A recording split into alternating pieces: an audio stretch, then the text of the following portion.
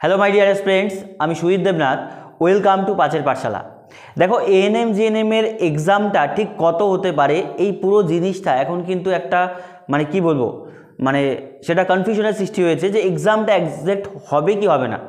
29শে June এক্সামের date কিন্তু WB board থেকে জানিয়ে দিয়েছে, কিন্তু সেটা কতটা হতে পারে সেই সম্ভাবনা কিন্তু অনেকটাই কিন্তু ধোঁয়াশার মধ্যে রয়েছে।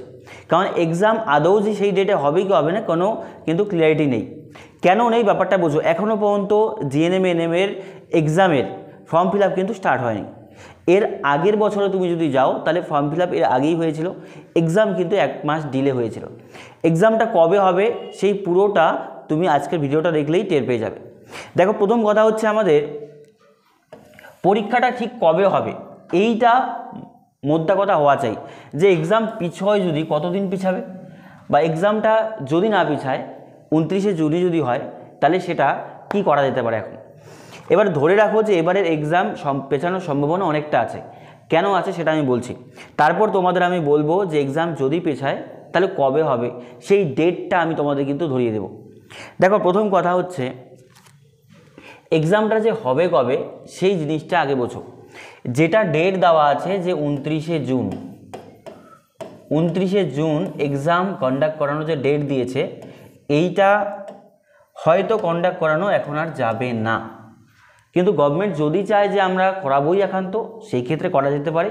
কিন্তু নর্মাল যে এনএমজিএন বা অন্যান্য এক্সামের যে একটা প্রসেস থাকে, সেই প্রসেসে গেলে এটা কিন্তু এই ডেটে কন্ডাক্ট করানো যাবে না। কারণ দেখো, আজকের দিনে আজকে তুমি ধরতে পারো 11 এপ্রিল, 11 এপ্রিল, তাহলে 11 এপ্রিল যদি হয়, এবার এক্সাম যে আছে অ্যাপ্লিকেশান জমা নেওয়া শুরু হলে সেটা 1 মাস চলে কমপক্ষে।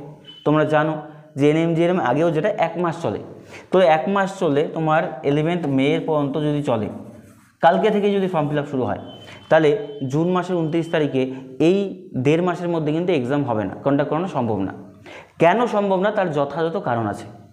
1.5 মাসে কন্ডাক্ট কেন করাতে পারবে না? কারণ এর আগে এনএমজিএনের আগে ডাব্লিউবি বোর্ডের অনেকগুলি এক্সাম আছে। দেখো, আমি তোমাদের পুরোটা তুলে ধরছি। এই যে ভালো করে দেখো, ডাব্লিউবি জেই আছে 2025-এর, জেন পাস আছে, জেই এলইটি আছে, তারপরে আছে আমাদের এনএমজিএনএম, মাঝে আরও কিছু এক্সাম আছে। এনএমজিএনএম এই জায়গায় আছে, বোঝো ব্যাপারটা। এই যে আমাদের এনএমজিএনএম এক্সাম, তো এগুলোর আগে এই সমস্ত এক্সামগুলোকে আগে গভর্নমেন্টের কন্ডাক্ট করাতে হবে। এই এক্সামগুলো হয়ে যাবে, তারপরে এনএমজিএনএম হবে। এবার কথা হচ্ছে এই যে আমাদের ডাব্লিউবি জেই জেন পাস এই এক্সাম কোনটা কোনটা হয়েছে, একটা হয়নি, কোনো এক্সামই হয়নি এখনও পর্যন্ত। ডেটগুলো বোঝো, ডাব্লিউবি যে ডেট ছিল আমাদের 27শে এপ্রিল, তারপরে জেন পাসের ডেট ছিল আমাদের 25শে দেখো এপ্রিল মে, তাই তো? ঠিক তেমনি করে এনএমজিএনএমের ডেট ছিল যে 29শে জুন। এইবার কথা হচ্ছে ডাব্লিউবি জেই যে আছে এইটার কিন্তু ফর্ম ফিল আপ হয়ে গেছে, কিন্তু জেন পাসের এখনও ফর্ম ফিল আপই হয়নি। তাহলে জেন পাসের ফর্ম ফিল আপই যদি না হয়ে থাকে তাহলে এটা কীভাবে সম্ভব? এটা মেন কারণ। এর আগে দুটো বড় বড় এক্সাম ডাব্লিউবি জেই জেন পাস আছে, একটার ফর্ম ফিল আপ হয়েছে আর একটার ফর্ম ফিল আপই এখনও হয়নি, যেটা আমাদের বিএসসি নার্সিং অ্যান্ড প্যারামেডিক্যালের হয়ে থাকবে। আমাদের জেন পাসটা সেটা এখনও ফর্ম ফিল আপই হয়নি, তো জেন পাসটা কন্ডাক্ট করতে হবে। তারপর মাঝে দেখো আরও দুটো এক্সাম বড় বড় আছে, তারপর এনএমজিএনএম। এইবার কথা, এইটা তো গেল নর্মাল নিয়ম, যে দেখো এনএমজিএনএম যদি কন্ডাক্ট করাতে হয় তাহলে ওই দুটোকে আগে কন্ডাক্ট করাতে হবে। এবার ওই দুটো কন্ডাক্ট করানো খুব চাপের বিষয়, কারণ একটা পরীক্ষা বললামই তো যে জেন পাসের এখনও ফর্ম ফিল আপই হয়নি। এবার কথা হচ্ছে আমাদের যেই এত কিছুর মধ্যে আমাদের কেন এটা হচ্ছে না? কারণ তুমি দেখো, আমাকে যদি একটু 2024-এ নিয়ে যাও, 2024-এ অ্যাপ্লিকেশন কবে কবে হয় বলো তো? অ্যাপ্লিকেশন কোন ডেটটাতে হয়? অ্যাপ্লিকেশনটা হয় আমাদের মার্চ মাসে। ধরো মার্চ মাস ধরেই চলে, এক্সাক্ট ডেটটা আমার মনে নেই, কিন্তু মার্চ মাসে চলে, 1 মাসের মতো চলে, মার্চ এপ্রিলের মধ্যে চলে। আর এক্সামটা হয় কবে বলো দেখি? এক্সামটা হয় জুলাইয়ের দিকে, জুলাই মাসে এক্সামটা হয়। তাহলে দেখো, মার্চ থেকে এপ্রিল পর্যন্ত আমাদের থাকে ফর্ম ফিল আপের ডেট, মে জুন তারপর জুলাই, 3 মাসের মাথায় এক্সাম হয়। তাহলে আজকে এপ্রিল মাসে আমাদের 2025-এর এখনও পর্যন্ত ফর্ম ফিল আপই হলো না। ধরো এপ্রিলের শেষের দিকেও যদি হয় তাহলে মে মাস, মে আর জুনে গিয়ে আমাদের ফর্ম ফিল আপ হবে, তাহলে সেই ক্ষেত্রে জুলাই অগাস্টের দিকে কিন্তু এক্সাম হওয়ার সম্ভাবনা রয়ে যাচ্ছে। কবে হবে এক্সামটা পুরোটা কিন্তু আমি তোমাদের বলবো, একটু ভালোভাবে ভিডিওটা দেখো। এইবার এইটা গেল মেন কারণ, এটা আমাদের মেন কারণ যে এটা এই কারণের জন্য এক্সামগুলো পিছাতে পারে বা পিছনের সম্ভাবনা অনেকটা আছে। তো তারপরে মেজর যেটা কারণ আছে সেইটা হচ্ছে, দেখো আমি বলছি তোমাদের, মেজর কারণ হচ্ছে আমাদের ওবিসি কেস। এই জিনিসটা যদি কোনো কারণবশত এটার মধ্যে মানে এক্সামটা পিছনের কারণ হয়ে থাকে যে ওবিসি কেসটার জন্য আমরা এক্সামটা কন্ডাক্ট করাতে পারছি না, তাহলে সেই ক্ষেত্রে এক্সাম কিন্তু আরও লেট হবে, আরও বেশি লেট হবে। এবার বলছি এই ওবিসি কেসের সাথে কি সম্পর্ক আছে, কারণ এনএমজিএন যে এক্সাম আছে এই এক্সামের মধ্যেও কিন্তু আমাদের কি বলবো আমাদের কোটা সিস্টেমটা আছে, এসসি এসটি ওবিসি এটার হিসেবে কিন্তু কাট অফ যায়, বুঝতে পারছো ব্যাপারটা। তো সেইখানে যেহেতু আমাদের কোটা সিস্টেমটা রয়ে গিয়েছে, তো সেইটার জন্য কিন্তু অবশ্যই তোমার রিজার্ভেশনটা লাগবে, ওবিসিদের বা এসসিদের এসটিদের আলাদা আলাদা কাট অফ যাবে। তো সেইটা যদি কারণ হয়ে থাকে, এটা এক্স্যাক্ট এখনও জানা যাচ্ছে না এটা কারণ কি না, যদি কোনো কারণবশত এটা কারণ হয়ে থাকে, কারণ ওবিসি কেস চলাকালীন কোনো ধরনের রিক্রুটমেন্ট কিন্তু এই কেসের থ্রুতে বা ওবিসির মামলার থ্রুতে হবে না। তো এটা যদি হয় তাহলে আমি বলছি দেখো কতদিন পিছোতে পারে। যদি এটা কারণ হয় তাহলে এক্সাম মিনিমাম তোমার ধরো 80 থেকে 90 দিন পিছোবে। ওবিসি কেস যদি হয় তাহলে 80 থেকে 90 দিন পিছাবে। কবে থেকে? এই যে জুন মাস থেকে, জুন শেষ, তার মানে তুমি ধরো জুলাই অগাস্ট সেপ্টেম্বরের দিকে এক্সাম হতে পারে। সেপ্টেম্বর মানে জুনে যেটা এক্সাম শেষ হওয়ার কথা ছিল সেটা জুলাই অগাস্ট সেপ্টেম্বরের দিকে এক্সাম হতে পারে। আর যদি ওবিসি কেসটাকে আমি সাইডেই রাখলাম যে ওবিসি কেসটার জন্য হচ্ছে না, তাহলে এটা কতদিন পিছাবে?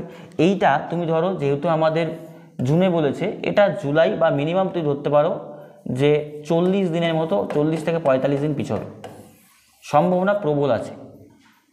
এক্স্যাক্ট এটাই যে এটাই পিছবে না, এটার সম্ভাবনা প্রবল আছে। তার মানে যদি আমাদের জুনের শেষে এক্সাম হওয়ার কথা ছিল, তার মানে তুমি যদি ধরো জুলাই অগাস্টের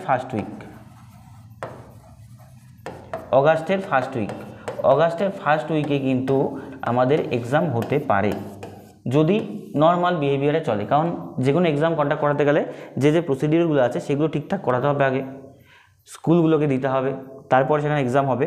সেই ক্ষেত্রেও কিন্তু অগাস্ট চলে যাচ্ছে। আর যদি তোমার ওবিসি কেসের জন্য আটকে যায় তাহলে কিন্তু তুমি সেপ্টেম্বরের দিকে হতে পারে। এইবার কতটা কি হবে সেটা আমাদের রাজ্য সরকারের ডাব্লিউবি যেই বোর্ড দিতে পারবে যে এক্সাক্ট ইনফরমেশনটা। তবে তোমরা মাথায় নিয়ে চলো যে এক্সামটা কিছুটা হলেও পেছানোর সম্ভাবনা আছে, সেটা কিন্তু জুলাই অগাস্টের দিকে হওয়ার সম্ভাবনা আছে। এইবার কথা, তোমাদের করণীয় কী? তাহলে কি আমি অগাস্টকে ধরে পড়াশোনা করব? প্রথমেই দেখো আমি বলছি যে যদি তোমাদের কনফিউশন থাকে যে আমরা কি করব এই মুহূর্তে, তাহলে প্রথমে বলছি দেখো যে যদি এটা কনফিউশন থাকে তাহলে আমরা কি এক্সাম ওটা ধরে চলবো? বড় করে লিখে দিচ্ছি, দেখো না, এই মুহূর্তে দাঁড়িয়ে কোনো কিছু অফিসিয়াল নোটিফিকেশন ছাড়া বলা যাবে না যে অগাস্টে হবে জুলাইয়ে হবে এক্সাম, বোঝা গেল? হতে পারে, সেই সম্ভাবনাই দেখা যাচ্ছে, সেই দিকেই যাচ্ছে, যা এখনও পর্যন্ত সার্কামস্টেন্স দেখা যাচ্ছে। কিন্তু এখন অফিসিয়ালি কিছু বলেনি। সরকার যদি চায় 1 মাসের মধ্যে এক্সাম নিতে পারে, সেই ডেটেই নিতে পারে। তো যতদিন পর্যন্ত অফিসিয়াল নোটিশ আসছে না, দেখো যেই কথাটা আমি বারবার বলছি, কারো কথায় কান দেবে না, আমি বলুক আর যাই বলুক, ঠিক আছে? অফিসিয়াল যখনই নোটিশ আসবে সেটা দেখে তুমি বলতে পারো যে এক্সাম পিছলো। এখন তুমি 29শে জুন ধরেই পড়াশোনা করো, 29শে জুন ধরে তোমার পড়াশোনা করো। আর এইটা ধরে পড়াশোনা করলে কিন্তু কোনো লস নেই, লাভ হবে। কারণ কোনো কারণবশত জুনে যদি এক্সাম না হয়, যে কারণগুলো বললাম দুটো মেজর কারণ, জুলাই অগাস্টে হলে তুমি এক্সট্রা রিভিশনের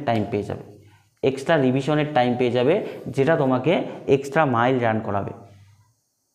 বোঝা গেল ব্যাপারটা? কারণ এক্সামটা 29শে জুন ধরা আছে, ওই হিসেবে তুমি চলো, একদম এখানে গাফিলতি করবে না। আর সবচেয়ে বড় কথা, কেন গাফিলতি করবে না বলছি, এক্সাম যদি পেছায় না, কাট অফ হাই যাবে, এটা নিজেও জানো, কোশ্চেন হার্ড হবে। তো সেই আশায় যদি বসে থাকো যে আমার এক্সাম পিছিয়ে যাবে, আমি একটু পড়াশোনা ঢিলেঢালা করি, একদম না, সেটা নিজের পায়ে নিজে কুড়োল মারা হবে। বোঝা গেল? তো এইটা ধরে তুমি চলো, তারপরে যদি দেখা যাচ্ছে এক্সাম পিছিয়ে যাচ্ছে, অফিসিয়াল নোটিশ চলেই আসবে, তাই না? তারপরে তুমি সেটা রিভিশনের টাইম পাবে আর ভুলভ্রান্তিগুলো শুধরানোর সময় পাবে। এবার তোমাকে বলছি শোনো, এখনও পর্যন্ত যতবার এক্সাম দিয়েছো বা অন্যান্য এক্সাম দিয়েছো, এক্সামের দিনকা গিয়ে কী মনে হয় বলো? আরও যদি জাস্ট 2 দিন পাওয়া যেত, আর 4টা দিন পাওয়া যেত, এক্সামটা আমি আরও বেটারভাবে দিতে পারতাম। সেই জন্য বলছি না, তুমি 29শে জুন হোক বা এটা যদি অগাস্টেও যায়, এক্সামের আগের দিন গিয়ে সেটাই মনে হবে যে আরও যদি 2 দিন পেতাম। এই জন্য এটাকে ধরে তুমি এক্সাম প্রিপারেশন করো, যখন পিছিয়ে যাবে তখন তুমি সেটাকে সেই হিসেবে নিতে পারবে। বেশি করে রিভিশন দিতে হবে, বেশি করে প্র্যাকটিস সেট লাগাতে হবে। বোঝা গেল? এই মুহূর্তে দাঁড়িয়ে এই ভিডিও ওই ভিডিও কোনো কিছুতে কান দেবে না, চোখ কান বন্ধ করে একমাত্র 29 তারিখকে ফোকাস করে তুমি এক্সামের জন্য প্রিপারেশন নাও। অফিসিয়াল নোটিশ যখন আসবে তখন সবাই দেখতে হবে, আকাশে চাঁদ উঠলে সবাই দেখতে পায়, সেই ব্যাপারটাই হচ্ছে ব্যাপার। বোঝা গেল? এবার কথা হচ্ছে প্রিপারেশন কীরকম চলবে। আমাদের চ্যানেলে প্রিপারেশন কিন্তু পুরো করানো হচ্ছে, তোমার বায়োলজি, ফিজিক্স, ম্যাথ, রিজনিং সমস্ত কিছু জিকে ক্লাসও কিন্তু দেওয়া হচ্ছে। তো তুমি আমাদের চ্যানেলটিকে সাবস্ক্রাইব করে পুরোপুরি প্রত্যেক দিন দেখবে ক্লাস আসবে, প্রত্যেক দিন তোমাদের ক্লাস আসবে, সেই ক্লাসগুলো দেখো, সেই ক্লাসগুলো কন্টিনিউ করো, তোমার অনেক হেল্পফুল হবে। প্রিভিয়াস ইয়ার সলভ করানো হচ্ছে, কনসেপ্ট সলভ করানো হচ্ছে, খুব গুরুত্বপূর্ণ হবে। যদি তোমার ক্লাসগুলো তুমি কন্টিনিউ করো, খুব ভালোভাবে বুঝতে পারবে। বোঝা গেল?